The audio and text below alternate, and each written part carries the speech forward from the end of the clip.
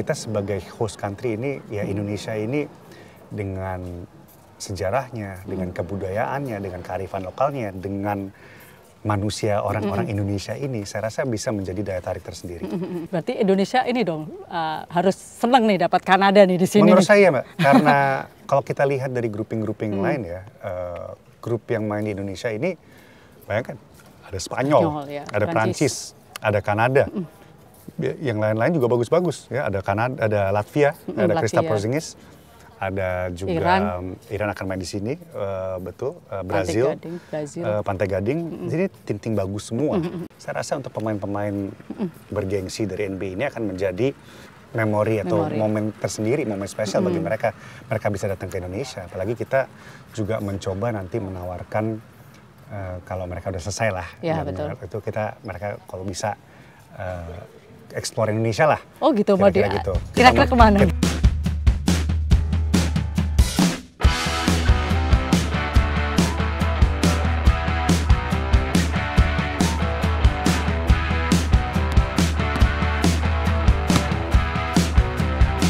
Kembali lagi ke konten lebih dekat, sekarang kita semakin dekat dengan Piala Dunia FIBA 2023. Sekarang saya sedang berada di Indonesia Arena pada tanggal 25 Juli 2023, tepat sebulan sebelum perhelatan Piala Dunia FIBA yang akan berlangsung pada tanggal 25 Agustus hingga 11 September 2023. Saat ini sedang berlangsung proses finishing di lapangan utama. Oke, sekarang kita lanjut ke ruang ganti pemain.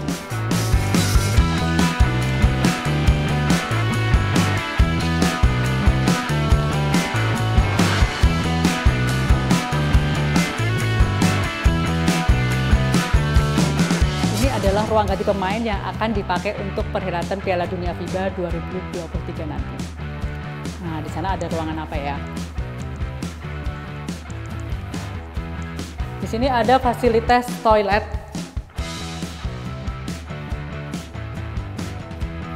Kemudian ini ada shower ternyata. Yang akan dipakai pemain setelah pertandingan.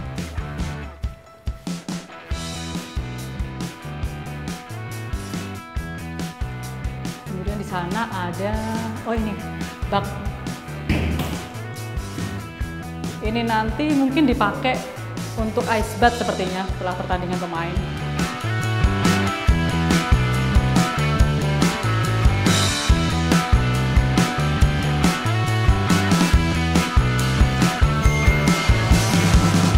Yuk sekarang kita lihat ke hall latihan.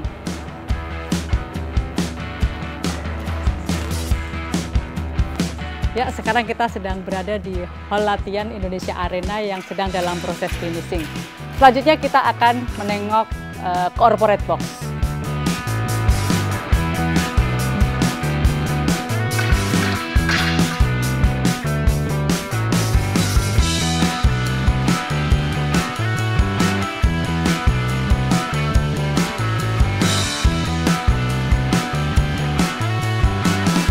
Ya, ini adalah Royal Box Indonesia Arena yang biasanya dipakai nanti untuk tamu-tamu VIP, termasuk jika Presiden Indonesia Joko Widodo akan hadir saat Piala Dunia FIBA 2023. Kemudian yang sejajar dengan Royal Box ini adalah Corporate Box.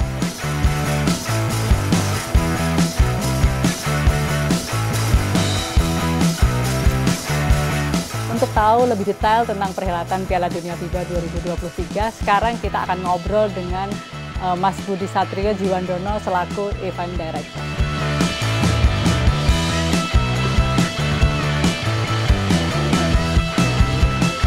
Selamat pagi Mas, siang. Pagi siang. Pagi siang. Pagi, Ya. siang. Iya, Terima kasih Mbak. Ini kan kita kayaknya tinggal sebentar lagi nih, sekitar sebulan ya. Kalau ini gambarnya diambil sekitar sebulan dari pelaksanaan FIBA World Cup. Kemarin kan event IBL ya, IBL yang final 2023 kemarin. Kalau saya boleh bilang sih berlangsung sukses ya. Bahkan sampai penonton di luar sampai penuh juga itu di full juga. Kalau itu untuk membangun, apakah ini bagus untuk membangun vibe sebelum pelaksanaan FIBA kan tinggal deket lagi, itu seperti apa Mas? Itu mempengaruhi banget nggak itu kemarin kesuksesan IBL itu? Menurut saya sangat mempengaruhi ya. Saya rasa perkembangan olahraga bola basket dengan kompetisi seperti IBL sekarang ya ini membantu menggelorakan semangat olahraga bola basket di Indonesia. Dan kita lihat kemarin IBL season dan playoff dan final kemarin seru sekali menurut saya. Meskipun ya kemarin ada yang harus kalah ya kalau yang pertandingan. Tapi yang kita bisa petik dari final kemarin ini ada satu tim ya udah menanti sebuah 25 tahun. Kan ya sebenarnya di olahraga di dunia basket di Indonesia tuh kan ada beberapa tim yang dari dulu sampai sekarang orang tahu Satria Muda, Pelita Jaya itu nama-nama besar. Kemarin ya meskipun dari dulu sebenarnya sudah ada tim berganti nama ya dari Garuda Bandung jadi Prawira Harum, tapi bahwa ini tim bisa meraih kemenangan seperti apa yang kita saksikan, menurut saya itu menunjukkan bahwa olahraga bola basket ini sebagai olahraga dan sebagai industri itu udah terjadi transformasi yang besar-besaran. Dan ya tadi Mbak bilang, orang yang nonton tuh bukan cuma di stadion, sampai di luar pun mereka nonton di layar besar. Kan ini luar biasa, ini capaian luar biasa. Dan tepat lah momentumnya kita mau menjadi tuan rumah acara bergengsi seperti FIBA World Cup. Iya. Mas, ini kan event yang basket paling besar yang pernah kita tanggung jawab sebagai Indonesia yang melaksanakan ya Mas. Di usia yang 42 tahun ya, masih muda lah, ini punya tanggung jawab yang sebegitu besar. Gimana itu Mas? Ada nervous-nervousnya atau gimana? Atau malah terpacu ya karena ini wah kapan lagi nih Indonesia, kan kita kan bilang Indonesia olahraga itu kita bisa menunjukkan nama besar kita di dunia melalui olahraga gitu. Seperti apa Mas? Ya namanya nervous sih ya ada-ada aja lah. Iya ya. Tapi saya semangat dari hari awal ditunjuk sebagai event director atau ketua panpel. Tapi yang membuat saya nggak nervous itu karena saya juga dilengkapin, dibantu, disupport sama tim yang luar biasa. Ya, tim panpel ini sudah lebih dari 1,5 tahun mempersiapkan segala macam acara ini. Mereka diisi oleh individu-individu yang memang kompeten dan memang biasa menjalankan acara-acara olahraga, khususnya bola basket. Sebagian besar dari tim ini, saya kebetulan waktu Asian Games 2018, saya juga ketua panitia untuk cabur basketnya. Oh iya ya. Jadi sebagian besar mereka yang membantu acara ini, saya sudah kenal dari tahun 2018. Ya tanpa mereka saya nggak bisa, saya cuman ya title doang Mbak, ketua panpel. Tapi yang jagoan-jagoan itu ya adalah tim saya yang bergerak siang malam mempersiapkan acara ini. Termasuk nanti ada sekitar 285 volunteer, ada volunteer yang akan membantu menyukseskan acara ini. Dan ya pastilah kita namanya acara bergengsi, ya, ini kehormatan bangsa, kehormatan merah putih, pasti ada nervousnya sedikit, tapi saya semangat karena saya dibantu, disupport oleh ya keluarga yang mendukung ini, individu-individu yang hebat, dan persiapan sudah cukup lama. Dan tinggal kita ini eksekusi. Iya betul. Semoga lancar ya Mas. Amin. Mas, kalau boleh nih tahu yang lebih pribadi nih kan, kalau nggak salah dulu Mas Budi itu kan menghabiskan masa SMA ya di Amerika. Terus kemudian kuliahnya di Clark ya kalau nggak salah di Massachusetts. Betul, di Amerika juga. Amerika kan sangat kental dengan basket ya, tapi kayak udah ada di urat nadinya lah kalau apa namanya. Itu seperti apa sih pengalaman dulu dukung Boston Celtics? Kan paling dekat, enggak? Dulu enggak. Dulu enggak. Jadi saya sama olahraga bola basket Mbak. Saya tuh mulai kenal basket itu di tahun awal 90-an. 90, 91. SD dong? SD. Oh SD. Saya ingat banget itu tahun 91 itu pertama kali Chicago Bulls menang. Zamannya eranya Michael Jordan sama itu ada Scottie Pippen, John Paxson, Horace Grant, Bill Cartwright, senternya Bill Cartwright, waktu itu udah Phil Jackson. Itu era itu yang membuka saya dengan olahraga bola basket. Ya era itu. Itu finalnya lawan apa ya Mas? Lawan Lakers Magic Johnson. Magic Jackson, itu masih ada. Itu waktu itu masih ada Magic Johnson, ada Larry Bird, masih ada James Worthy. Tapi itu tahun 91 itu yang saya olahraga basket masuklah di dalam jiwa saya itu. Sehingga saya tahun-tahun kemudian saya mengikuti benar-benar dengan sangat detail NBA. Ya, pada saat itu NBA, saya ingat tahun 92 Bulls itu lawannya Portland Trail Blazers, Clyde Drexler. Tahun 93 Phoenix Suns, Charles Barkley, Kevin Johnson dan lain sebagainya. Anyway, di 93 tahun 92-93 itu pun saya juga mulai main. Oh main juga ya? Main. Oh. Dan dari posisinya? Saya pertama main itu ya waktu masih SD ya. Masih SD saya dari dulu mainnya antara 1 atau 2 point guard atau shooting Ya, guard. point guard ya. Sampai saya masuk ke SMP, saya masuk di tim basket SMP waktu itu. Pelita Harapan. Ya, betul. benar, Pelita Harapan. Saya pindah, saya ke luar negeri, saya ke sekolah asrama di Singapura, masuk tim basket lagi selama 3 tahun. Sampai ke Amerika, SMA saya tim sekolah juga. Tim Berarti basket. beneran udah nadi banget ini. Nadi juga. Tapi waktu di Amerika udah emang dari sisi badan sama skill ketinggalan jauh. Jadi iya, udahlah nggak lama kita main di tim. Saya kuliah, tapi sampai hari ini sebenarnya saya masih mengikuti olahraga bola basket dan saya masih main sampai kemarin pandemi. Setelah pandemi agak sulit Mbak, kemarin kita mencari waktu, tapi sampai ke pandemi itu saya seminggu main 2 kali. Biasanya sama siapa Mas kalau mainnya Mas? Jadi kita punya komunitas ya, teman-teman anak-anak seumur saya, ada anak-anak muda. Masih muda kok Mas? Ada anak-anak senior juga. Iya. Saya banyak main jujur aja sama teman-teman dari PJ. Oh dari PJ. Ya. Karena satu perkumpulan lah, satu main. Kalau Mbak tahu Govin, tahu. yang main di PJ sekarang, Ya. itu tanya aja sama dia. Biasanya main sama kita tiap hari Rabu sampai hari Minggu. Sampai dia jadi jago kayak begitu. Dulu kita seru lah. Tapi juga sama ya legenda-legenda basket kita yang dari dulu kadang-kadang ikut main juga. Siapa Mas yang dulu? Yang kadang-kadang main? Kadang-kadang ada Andi Batam. Andi Batam tahu ya. Adi Chandra kadang-kadang main iya. juga. Dulu kadang-kadang beberapa kali si Ali Budimansyah ikut main juga. Ya. Inilah kita sering main sama komunitas ini. Jadi ya basket udah menjadi passion saya pribadi, udah darah daging lah. Kalau NBA berarti kan nggak Bolton Celtics walaupun dia di Massachusetts yang dekat itu, terus Bulls sampai sekarang masih Bulls atau udah? Nggak juga. Saya suka sama Celtics yang sekarang. Oh malah suka yang sekarang. Kenapa yang suka Celtics yang sekarang? Menurut saya sebagai tim mereka sangat komplit ya dan ditopang oleh, saya suka pemain itu antara shooting guard atau small forward. Menurut saya mereka backcourtnya itu exciting sekali ya. Ada Jaylen Brown, ada Jason Tatum, duo NBA yang sangat bagus. Sayang mereka belum bisa menang championship. Ya, kemarin memang mungkin belum waktunya.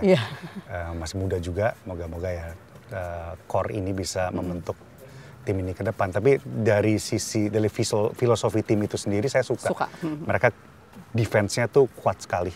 Ya kalau kita lihat Michael Jordan tahun 90-an dan Chicago Bulls sama tahun itu, defense mereka itu menjadi salah satu kekuatan yang sangat ditakutkan oleh tim-tim lain. Dan Celtics itu yang sekarang itu terkenal juga dengan defense-nya. Selain mereka eksekusi offense-nya juga secara teamwork juga sangat bagus. Kalau Mas itu lihat Phil Jackson di Chicago Bulls sama Phil Jackson di LA Lakers, bedanya apa sih Mas? Suka mana? Saya masih suka Chicago Bulls karena jagoan saya dari dulu Jordan. Itu untuk saya tuh ya. Pernah ketemu gak sih? Nggak pernah Mbak. Cuman nonton tapi langsung? Cuma nonton doang. Nonton langsung pun belum pernah, cuma nonton di TV. Oh iya. Tapi ya satu hari ya siapa tahu ya. Pasti saya yang jelas pasti akan grogi kalau ketemu. Starstruck. Kalau apa namanya, ini kan juga ada banyak tim Kanada bahkan banyak bintang NBA ya. Kemudian di Spanyol juga, Spanyol, Prancis kan juga ada. Ada yang paling ditunggu nggak? Atau semuanya sama-sama oke nih buat kita membuat basket kita gitu? Menurut saya Kanada ini sangat mungkin jadi juara FIBA World Cup. Karena dari sisi tim, dari segi individu yang mereka datangkan, kalau kita lihat di atas kertas itu bagus-bagus. Salah satunya Jamal Murray. Ya, baru menang NBA Championship, tapi mereka punya core yang masih muda juga. Ada Shai Gilgeous-Alexander, menurut saya sangat bagus. Ada Dillon Brooks, defensive mind-nya juga sangat baik. Dan untuk saya ini tim Kanada ini agak mungkin jadi kuda hitam. Orang kan taunya pasti Amerika Serikat. Kalau Eropa ya jagoannya biasa Spanyol, Prancis. Tapi tim Kanada ini bisa jadi itu ya, mencuri perhatian. Sangat bisa karena saya lihat mereka menurunkan tim dengan pemain-pemain yang sangat baik. Berarti Indonesia ini dong harus senang nih dapat Kanada nih di sini. Menurut saya Mbak, karena kalau kita lihat dari grouping lain ya, grup yang main di Indonesia ini, bayangkan ada Spanyol, ada Prancis, ada Kanada, yang lain-lain juga bagus-bagus ya. Ada Kanada, ada Latvia, ada Kristaps Porzingis, ada juga Iran akan main di sini, betul, Brazil, Pantai Gading. Jadi tim-tim bagus semua. Saya rasa dari sisi kompetisi, penonton di Indonesia ini akan nanti dihadiahkan dengan game-game yang sangat kompetitif. Menurut saya, jadi dari segi kualitas pertandingan itu sendiri menurut saya akan seru banget. Mas, kalau dari sisi hospitality ya, kita kan ingat 2018 itu orang banyak meragukan Indonesia ketika akan menggelar Asian Games ya. Tapi kemudian Indonesia bisa mengubah itu semua dengan semuanya berlangsung meriah. Kemudian yang paling itu animo penonton yang semua orang di Indonesia itu sampai semua orang bisa merasakan kehangatan Indonesia untuk mereka gitu. Kalau ini nanti untuk FIBA, Piala Dunia FIBA ini apa sih akan ditawarkan kepada yang akan ditawarkan kepada tim-tim, mereka akan seperti apa gitu biar mereka pulang dari Indonesia itu dengan gembira, ingat gitu loh, memorable banget gitu, apa Mas? Ya, jadi saya rasa ini spirit yang saya tanamkan dengan tim LOC ini.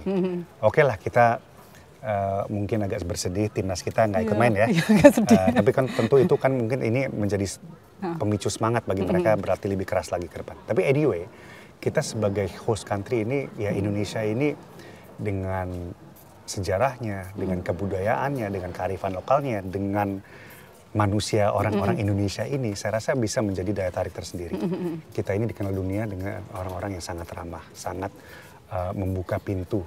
Benar-benar kita memberikan sifat kekeluargaan kita bagi tamu-tamu kita. Dan ini semangat yang kita akan tawarkan ke tamu-tamu kita nanti ini, bahwa kita ini terbuka, kita ingin mereka melihat kekayaan Indonesia, keindahan, kemajuan Indonesia sampai sekarang. Ini Indonesia ini udah melalui transformasi yang menurut saya sangat pesat. Ya, betul. Dan saya rasa dari service atau pelayanan yang nanti kita akan berikan, apakah itu panitia akan menyiapkan semua persiapan untuk tim-tim yang akan datang itu, dan kita akan dorong masyarakat kita akan menghimbau masyarakat kita untuk membuka diri untuk menerima tamu-tamu kehormatan ini. Saya rasa untuk pemain-pemain bergengsi dari NBA ini akan menjadi menjadi memori atau momen tersendiri, momen spesial bagi mereka. Mereka bisa datang ke Indonesia. Apalagi kita juga mencoba nanti menawarkan kalau mereka udah selesai lah, itu mereka kalau bisa explore Indonesia lah. Oh gitu, kira-kira gitu. Kira-kira kemana? Kita mau coba dorong ya, kita daerah-daerah kita yang bagi baik ya, destinasi wisata kita seperti Bali, Labuan Bajo, atau yang suka sejarah dan culture, kebudayaan, kesenian, itu ada Jogja, Solo, bahkan mungkin ke Sumatera kita coba. Ini kita lagi coba. Saya komunikasi dengan kedutaan besar juga. Ya cobalah gimana caranya. Semoga atlet-atlet ini mereka melihat Indonesia itu bukan cuma kedatang berkompetisi, udah mereka cabut. Tapi ya pasti ada beberapa tim kan nanti yang akan melaju ke semifinal. Yang tertinggal ini ya? Yang tertinggal itu sebagai konsolasi, cobalah nikmati keindahan Indonesia ini. Karena bukan cuma alam yang indah, tapi manusia-manusianya juga sangat. Tapi ini ide yang sangat menarik sih Mas. Apakah ini pernah tim-tim co-host yang lain juga pernah melakukan ini nggak sih? Apa yang dulu-dulu, apa ini benar-benar terobosan dari kita gitu kalau ini menawarkan seperti ini? Saya rasa seharusnya setiap negara menjadi host itu kan mereka juga mau mempertunjukkan negara itu sendiri ya. Apakah tadi pelayanan, apakah sejarah, budaya, ini yang saya rasa setiap negara juga punya arah ke sana, saya nggak tahu. Tapi setidaknya kita wajib menginformasikan ke mereka, menawarkan bahwa tunggu dulu, sebelum balik ke negara kalian masing-masing, lihat loh, ini ada daerah-daerah yang kalian harus lihat, harus experience sekali dalam hidup kalian. Ya itu dia, mau yang suka alam, mau lihat apa? Mau lihat pegunungan? Silahkan, mau lihat yang hijau-hijau? Mau lihat laut, pantai? Ayo, ya, makanya ini kita apresiasi dan terima kasih dukungan pemerintah yang sangat luar biasa ya, untuk acara ini. Dan kita harapkan setiap individu di Indonesia, setiap warga negara Indonesia ini menjadi duta Indonesia itu sendiri. Jadi mereka menyuarakan, mereka mengajak di sosmed masing-masing, mereka suarakan ke tim-tim ini, ayo datang ke sini, ayo datang ke inilah, moga-moga untuk membangkitkan Indonesia itu sendiri. Berarti nanti volunteer juga akan dapat itu juga ya Mas, arahan-arahan untuk seperti itu. Kan kemarin kalau ingat di Asian Games lagi itu saya lumayan memorable ya dengan Asian Games itu. Volunteer benar-benar berperan untuk menjadi mereka bisa memberi duta perwakilan yang sebenarnya buat saya itu. Saya rasa kita arahkan nanti demikian seperti itu. Jadi mereka harus bisa menjadi duta Indonesia itu sendiri. Mereka menjadi volunteer tentu untuk mensupport acara ini. Ini acara intinya pasti, ini acara inti. Tapi di luar itu ya itu kita akan memberikan service pelayanan, pengetahuan juga. Misalnya ada satu atlet mereka ingin cari tahu. Nah, kita bisa mengarahkan. Oh, ini loh mau ngeliat ke sejarahnya Indonesia. Oke, mereka nggak bisa kemana-mana ke Museum Nasional misalnya. Atau mau lihat peninggalan kolonial di Jakarta ini mungkin bisa kita arahkan ke Kota Tua misalnya. Kayak seperti itu loh. Iya. Piala Dunia ini kan walaupun tim kita kan nggak main ya, tapi apa artinya sih buat kita nih, buat masa depan basket kita gitu? Apa artinya Piala Dunia ini nanti buat masa depan tim basket kita? Iya, makanya sekali lagi kan event seperti Piala Dunia ini kan nggak setiap hari kita bisa nikmatin ini. Dan bagi pecinta olahraga bola basket seperti saya, kan saya bukan satu-satunya yang suka basket. Ada yang masih muda-muda juga, masih SD. Kita harapkan ya mereka yang datang bisa menyaksikan ini, mereka bisa terpancing, mereka bisa masuk di dalam imajinasi mereka, di dalam bayangan dan mimpi mereka ke depan. Oh, saya pengen jadi Jamal Murray. Ya, betul. Saya pengen jadi Rudy Gobert. Saya pengen jadi Kristaps Porzingis. Saya pengen jadi etc. Jadi mereka, oke, saya mau jadi atlet, saya untuk itu ada target-target. Saya harus latihan keras, saya harus berusaha, saya harus bersemangat, saya akan melalui proses panjang, saya siap kalau nanti saya jatuh, saya bangkit lagi, saya jatuh, saya bangkit lagi. Ini moga-moga acara basket ini bisa menimbulkan atau menunjukkan nilai-nilai tersebut. Sehingga bagi olahraga bola basket di Indonesia, khususnya timnas, ini bisa justru menjadi pemicu semangat mereka. Oke, mereka untuk sementara mereka nonton dari kursi-kursi ini. Tapi ke depan bagi yang masih belasan tahun ya, masih di tim junior, tim muda yang kita lagi persiapkan, mereka udah mikir, oke, saya nggak tahu gimana caranya saya banting tulang, saya keluarkan keringat, saya berdarah-darah, saya satu hari main di event itu sendiri. Tapi saya pakai baju merah putih, kira-kira seperti itu. Mas, ini kan biasanya kalau setelah event ya, kalau eventnya itu berhasil itu akan menimbulkan efek multiplier, efeknya lumayan banyak ya. Kalau ada dari segi untuk basket sendiri kan kalau namanya orang akan lebih ini Indonesia itu kan pernah mengalami dulu kalau saya ingat nonton Kobatama tahun 9 tua banget ya apa namanya nonton Kobatama tahun itu sama ya. Itu sampai dulu inget waktu saya nonton di Solo kan di Bhinneka Solo lawan kalau Satria Muda itu bahkan kalau di dalam gedung ada 5.000 orang di luar tuh bisa ada juga jumlah yang sama gitu.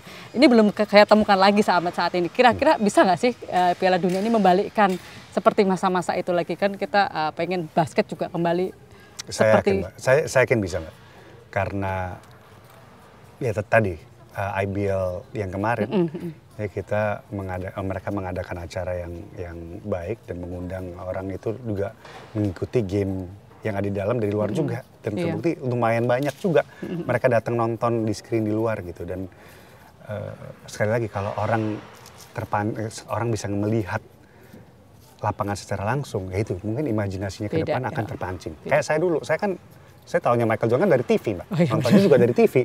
Tapi ya itu terpancing imajinasi kita, terpancing mimpi lah. Ya saya ada mimpi tapi ya udah nggak mungkin, Tapi bagi banyak orang kan, anything is possible. Semua itu mungkin dengan nilai semangat yang membara, orang itu bisa. Dan kita lihat.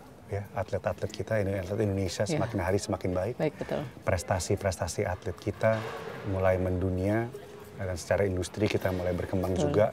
Catatannya masih ada, tantangannya masih besar. Pasti ya itu ya. Tapi ya kita harus melalui tantangan-tantangan ini. Mas, sekarang beralih nih Mas ke Indonesia Arena ini. Ini kan aduh seneng deh punya gedung kayak gini ya setelah sekian lama gitu. Ini benar-benar yang proper banget untuk penyelenggaraan basket. Bisa diceritain nggak sih Mas, ini apa sih, ini dulu berkiblat gimana, terus ini apa sih keistimewaan Indonesia Arena ini Mas?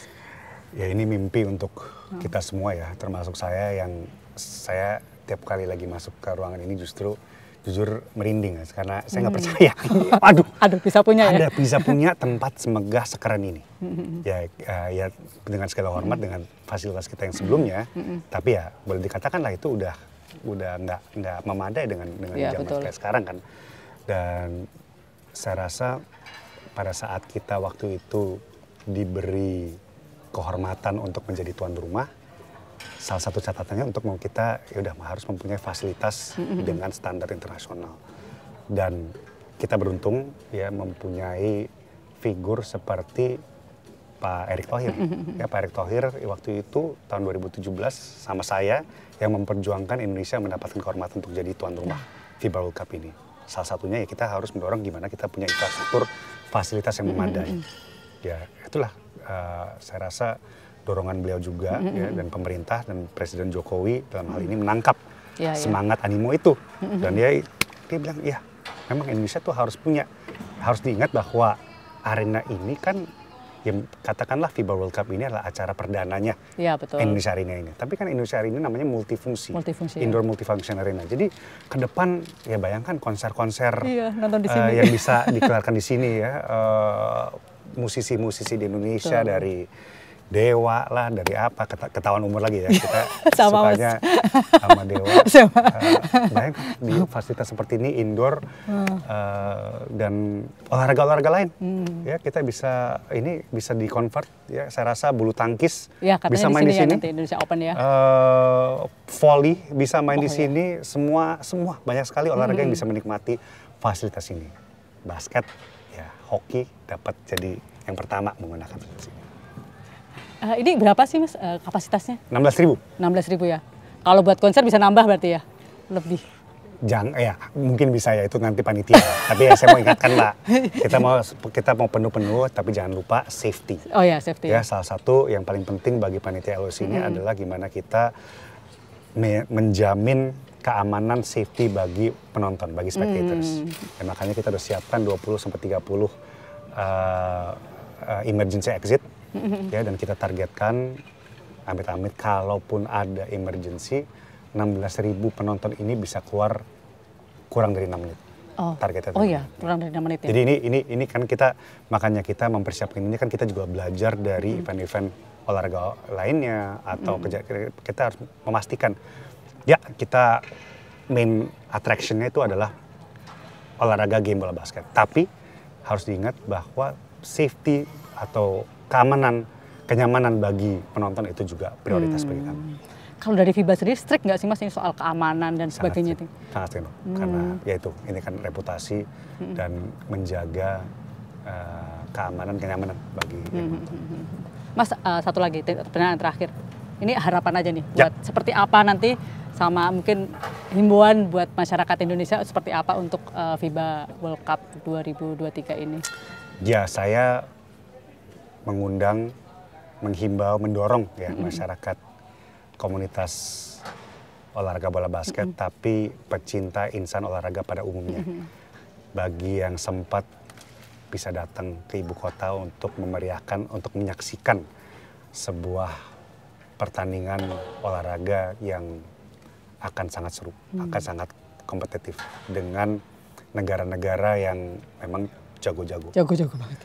Dan kita harap kita bisa beramai-ramai menjadi tuan rumah, host yang baik, yang bersahabat, yang benar-benar bisa menjadi duta Indonesia.